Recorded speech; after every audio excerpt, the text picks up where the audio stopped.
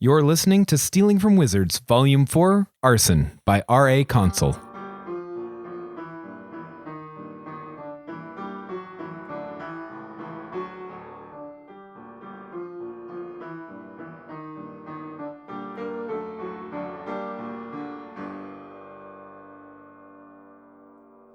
Chapter 17, Glass Slippers. Dragons understand relationships in terms of dominance and rivalry. As a trainer, it is critical to assert dominance without engendering rivalry. A dragon who views their trainer as a subordinate will demand tribute without giving anything in return.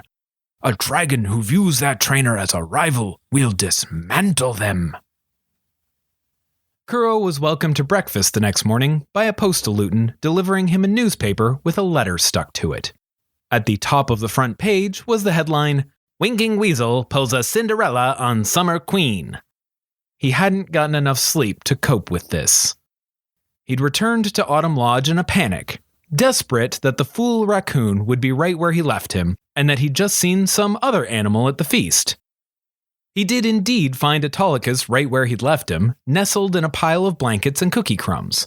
But the little thief was wet and happily eating a collection of chocolate planets he'd pilfered. Kuro spent the whole night trying to hold on to Autolycus to prevent him blinking away while he searched his room floor to ceiling. The menace had stashed candy under his dresser, cereal behind his wardrobe, and a lovely assortment of dried fruit inside his mattress. Kuro was relieved not to find anything valuable, though he did have sympathy for whatever kid had had their chocolate bar disappear on them. He tried to be angry with Autolycus. It seemed the correct thing to be. The raccoon was stealing and using magic that Kuro had been anchored to prevent. Both things would certainly get him popped if anyone found out and likely land Kuro in a heap of trouble besides. It was a struggle to work up a proper rage, though, because Kuro understood the impulse to hoard food. He fought it every day. Having spent so much of his youth at the edge of starvation, he had to convince himself constantly that there'd be food again tomorrow. He didn't need to ration and cache his meals. He didn't need to raid cupboards and slip sausages off his neighbors' plates. Kuro could explain that to himself, but it was hard to tell a raccoon who had inherited his fears. He'd not worried about getting back to the feast. His friends tended to get upset at him when he did foolishly dangerous things, like flying on an umbrella in a storm. Also, he didn't have anything to wear. Everything the tailors had made for him was soaked and muddy from his mad dash back to the lodge, except the jacket, which he'd taken off to eat and left behind to enjoy the rest of the evening without him, possibly more than it would have otherwise, as it no longer had Kuro inside it to diminish its beauty. His friends were worried enough about his disappearance that Marie had sent someone to check on him after the feast. He told Azalea that Autolycus was covered in chocolate already, so he thought it best just to bring him back rather than letting him make any more mess. Which was true and only lightly omitted the part that his familiar could blink like a luton. And because Kuro had brought him inside a number of secure facilities like prisons and palaces, that meant they could be breached at any time by the furry thief. To his relief, Azalea didn't press him on the topic, as she was insistent on explaining at length how Marie had sent her to check on him because her armor was very good in a windstorm, being so big and heavy and all, and she wouldn't get wet or blown around, and for no other reason whatsoever, and she wasn't sad about missing the dance because she didn't really like dancing anyway, and there wasn't anyone there she would have wanted to dance with if she did. Everyone was satisfied with his excuse. Or so he thought. The newspaper before his bleary eyes disagreed. It spoke of a queen broken-hearted after being baited and ditched by a scoundrel. It claimed investigations were ongoing as to which of her royal jewels had been stolen. It said he'd left the jacket she'd gifted him behind as an insult to her misplaced trust. He recognized the handwriting on the envelope that had come attached to the newspaper. Ripping it open without concern for lightly shredding the contents, he read the now torn letter. "Kuro, please stop making news. I'm too busy to deal with it. Talon." That could have been worse, Kuro thought. Talon had even said please. There was no hint of suspicion that Kuro had actually stolen anything. Of course there wasn't. Dubois knew about real crimes. Had Crow made off with the Queen's jewels, he'd then be in the possession of the Queen's jewels, which was about the worst thing in the realm to try to get rid of. They had no real use other than being outstandingly sparkly, and nobody with any sense would consider buying them. He might as well try selling a national monument. The only people who stole that kind of thing were storybook villains. Granted, he had been dressed like one, but it was insulting that people would think him so amateur as to pull such a pointless heist in plain view. He didn't have a lot of pride, but if folk were going to treat him as nothing but a thief, they could at least pay him a shred of respect in that regard. What exactly to do with Autolycus was a problem he'd wrestled with all night. He seemed to have the sense not to blink when anyone was looking, otherwise he would have been caught already. Yet Kuro couldn't leave the beast unsupervised. At some point, people would notice their food going missing, and Kuro was the first person anyone would suspect. He pondered that as he wrapped up a breakfast for Charlie to eat during first period and went to wake her. "I can't believe you left me alone with them," said Charlie as she flopped out of bed. She was largely paralyzed, and the magic she used to move herself around took a clear head. In the mornings, she got mixed up as to which limb was which, and her hands had far too many digits to manage until fully awake, so Kuro tied her tie for her each day. Why Charlie might be upset at being left in the company of Marie and Arthur was confusing, but there were more pressing matters. "Autolycus can blink," he replied. It was all the defense he needed. The sleepiness drained out of Charlie as all the implications of that statement crashed around in her mind. "What are you going to do?" "I don't know. I can't leave him by himself." "Well, it's a good thing he already comes to class." Kuro regarded the uniform Autolycus had been given with sudden suspicion. How much could those weavers foresee? How much could they manipulate? Was the miniature jacket and tie a whimsical gift, or a kindness to help protect the raccoon? If their reputations were to be believed, was it the first chip at a dam whose crumbling would wash away an empire? Concern over the potential downfall of kingdoms was not considered to be a valid excuse for arriving late to class. As he had with so many things that year, he filed it away for future worrying and went to school. The wonderful thing about school is that everyone is expected to sit and listen quietly to the teacher. Hounding a classmate about the claims in the morning paper during a lecture is not allowed. It isn't permissible to pass notes demanding to know what he'd stolen and accusing him of high villainy for ditching Marie in the middle of a date. The terrible thing about school is that it is full of students who don't care what is expected, allowed, or permissible when there's gossip to be done. In alchemy, they were supposed to be grinding various minerals to achieve consistent and specific grain size. The room should have been full of the sounds of students mashing garnet into dust with a mortar and pestle, which is something akin to an orchestra tuning up if all the musicians played cutlery scraping on plates. For some reason, the students were particularly keen that day to chatter instead of work. As a prime avenue for distraction, Kuro was interrogated repeatedly about the evening's villainy. He was accused of a brazen crime, despite having shown up for class the next day. They also berated him for the devastating emotional blow he dealt to the now heartbroken queen, despite her being both unbothered and unsurprised at his disappearance. It was possible, though, to drown out and chase away any particularly onerous individuals with some garnet grinding. If he was careful, he could get it to make a noise that you felt in your teeth. Biology class was also a trial. Mr. Sigurd chose to keep his students' attention by incorporating the events of Samhain into his lecture. Kuro's abandoned jacket became a metaphor for dragons shedding their skin as they grew. This would have been fine if Kuro actually grew enough to need to shed anything, and the teacher hadn't explained that dragons ate their discarded skins to regain some of the nutrients. That led to suggestions that Kuro had eaten the rest of his outfit. The only time he actually wanted to gossip was during the class he couldn't. History, the class he shared with all his friends, where he might be able to explain himself and apologize to Marie. It also contained Ms. Jones. What other teachers couldn't manage with threats, coercion, or displays of terrifying magical power, Ms. Jones could accomplish with a slow intake of breath or a firmly placed period on the chalkboard. She didn't do anything to students. There had been no shouting or punishments. She just knew things. She knew what made students uncomfortable, knew the deep history of their families, the lies they'd been told to make themselves feel confident and comfortable. If anyone strained her patience, she would share some of that knowledge. One day, to silence Leaf, who'd been whispering to his neighbor, she said, "As it is approaching the 70th anniversary of the event, perhaps now is a good time to cover the fratricide of Linskeller." 10 minutes of historical context later, the family history Leaf thought he knew had been utterly dismantled.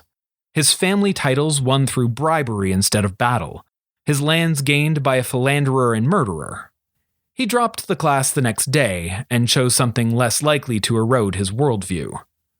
The only people Ms. Jones seemed unable to silence thus were the two she'd most expected to have to. Marie had no real attachment to her ancestors, and having grown up in the Blandlands, she didn't have a particularly high opinion of royalty to begin with. Kuro simply didn't have ancestors. The pair kept quiet anyway, partly out of respect, but mostly because they didn't have anyone to talk to. There was a night between them, and Moira would not tolerate any clandestine exchanges with her liege during class. On that day, he did have something he wanted to tell Marie. She needed to know about Autolycus, and to be given an apology. He'd been a lousy date. Marie knew him too well to be surprised by that, but still he should say sorry. The night between him and her, however, made it hard to talk without being overheard. He could pass a note, but certain things shouldn't be recorded on paper. He had to wait till the end of the school day, after he'd spent another hour being baffled by music theory, and yet another being insulted by Evelyn in household management. "It is a good thing I was able to intercede with Laurent at the feast," she boasted. "I fear the knights were about to peg him to the ground outside. It would have been an embarrassment to resort to violence." She waved away the praise she imagined she was about to receive for her brilliance. "It was nothing," she said to nobody. Then, as was her way, she followed her statement of false modesty with some self-aggrandizement coupled with a thinly veiled insult. "Anyone of adequate refinement would know of the engagement between Laurent and Isolde. It was in all the papers. This is precisely why Her Majesty cannot be fraternizing with commoners. Her every movement is scrutinized, every word is dissected. An ill-timed smile, a foul mood, a careless word, an indiscreet liaison, all sources of scandal for a noblesse hungry for it." She'd been crowing at Kuro for most of cooking class by that point, and he was getting sick of it. It didn't help at all that they weren't her words. She'd said them, they'd come out of her mouth, but they didn't belong to her. Someone else had said them to her so often and so confidently that she'd come to believe them. They were repeated as doctrine, an unquestioned truth about the workings of the world, as immutable as gravity. He recognized it because he was familiar with the phenomenon.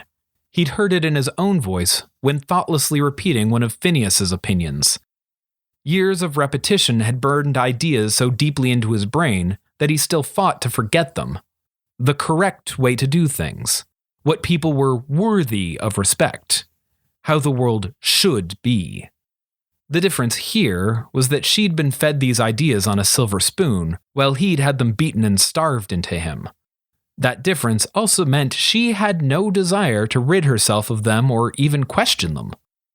"Allowing herself to be surrounded with commoners and ruffians will bring nothing but trouble. Her Majesty should be keeping a higher caliber of company."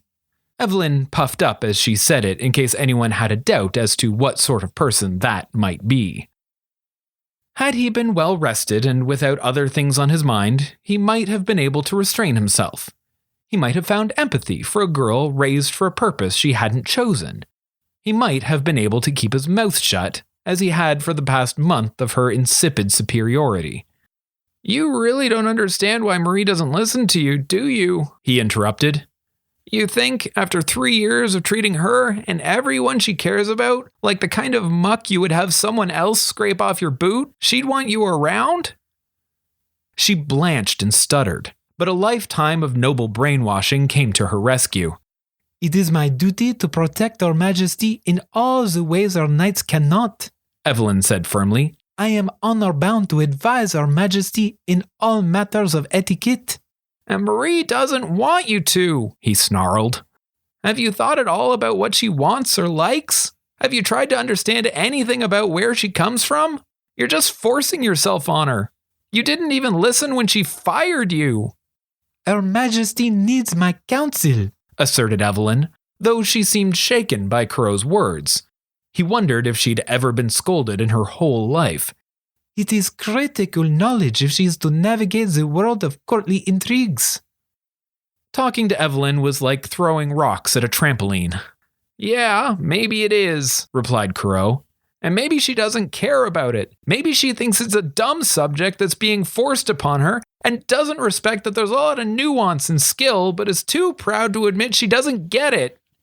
He was getting a bit heated and was vaguely aware that his frustrations were starting to seep into each other. But being tired, annoyed, and with years of pent-up insult pouring out, he was unable to stop himself. And instead, you blame everything and everyone around you for your failures because you're too smart and rich and pretty for them to be your fault, even though a raccoon in a hairnet is better at peeling vegetables than you. Autolycus huffed at Kuro for dragging him into this conversation. The rest of the class was devotedly pretending they couldn't hear anything, continuing to slice and dice as though nothing was going on. Miss Gyoza was mysteriously absent, having apparently stepped out of the room. I tried ignoring you, I tried helping you, I even tried being nice to you. Words were rolling out of his mouth now without checking in with his brain before doing so. But whatever I do, you think I'm insulting you or competing with you. You can't imagine that I just don't care about you. Enemies and allies, that's all people are. That's what you said, right? Evelyn teetered on her back heel, speechless and off balance. Possibly it was because she'd never been publicly dressed down before. Possibly it was because Kuro was laying bare her faults. And possibly it was because a small man beside her had started waving a knife around in his fury. Do you really want to help Marie? Said Kuro, demanding a response at knife point. Yes, said Evelyn. A lengthy lecture about her duty and honor was on her lips, but Kuro didn't let her get another word out. And so do I, he said, with such finality he left no room for doubt. He had a lengthy lecture about friendship and family on his lips, but she wouldn't have understood it. Instead, he demanded, So what does that make us? Evelyn sputtered. Allies or enemies, he repeated, the only two choices she understood. Allies, she said. Remember that. He could feel the fury draining. He'd only been able to get that worked up because he was too tired to hold it back. With his last bit of furor, he shoved her to the side and said, Now let me show you how to cut celery properly before you chop your own fingers off. She did. Possibly she was just too stunned to do anything else, but to her very limited credit, she watched and listened. The thief's senses, which he could never quite turn off, the ones which knew what was in everyone's pockets and all the exits to a room, noticed money changing hands between the other students. They'd made bets on when he'd finally snap. Miss Gyoza wandered back into the room and feigned surprise at finding Kuro and Evelyn working together. He was nearly as sick of being predictable as he was of Evelyn. At long last, the day ended. He was shaky and a little bit numb after being angry, and all he wanted to do was go to bed. But he had one more task to complete. Finding Marie on her way back to her residence was the easy part. She wasn't hard to spot given her large retinue. Getting a word in private was more difficult. Not that the knights were unwilling, but they couldn't let him go unchallenged. They forced him to run a gauntlet. First, the knights said that they'd need to search him for the missing jewels. They had, apparently, read the paper. Since they hadn't noticed any missing, it must have been very tiny ones requiring a thorough search, which for some reason they declared was to be Azalea's responsibility. He handed her his jacket and bag and turned out his pockets before he realized they were joking. Then they scolded him for toying with their queen's affections. Gentlefolk have been known to perish from such heartbreak. Marie clutched at her chest in despair and fell back into Bella's arms, pretending to faint. Then he understood. This was his punishment. Nobody was angry, nobody was hurt, and nobody really cared. But one cannot abandon a queen halfway through a meal without some degree of recompense. And this teasing was his. He wasn't in the mood for it, which was probably for the best. Had he been, they might have just carried on until he wasn't. Already being grumpy abbreviated the ordeal. Finally, after exhausting his patience and their laughter, he was allowed a moderately private moment with the queen. "First, I'm sorry," he said. She knew he was, and he knew she knew he was, but he still had to say it. She shrugged in the sort of way that told him he didn't need to say it, but she appreciated that he thought to do so. "Second, Autolycus can blink." Her reply to that was substantially more vocal. It was a single, loud, and very unqueenly word, which all her knights heard and then quickly pretended they hadn't. Much more quietly, she asked something Kuro hadn't yet thought to think about. "Doesn't that mean you can too?" Thank you for listening to Stealing from Wizards. If you liked our show, please consider rating or reviewing on iTunes. If you want to support this podcast or just can't wait for the next chapter, the full book is available on Amazon, Kobo, and Indigo. Our theme music was written by Camille Saint-Saëns, transcribed by Franz Liszt, performed by Rebecca Verdun, and used with permission. This episode was produced by Jim Tigwell.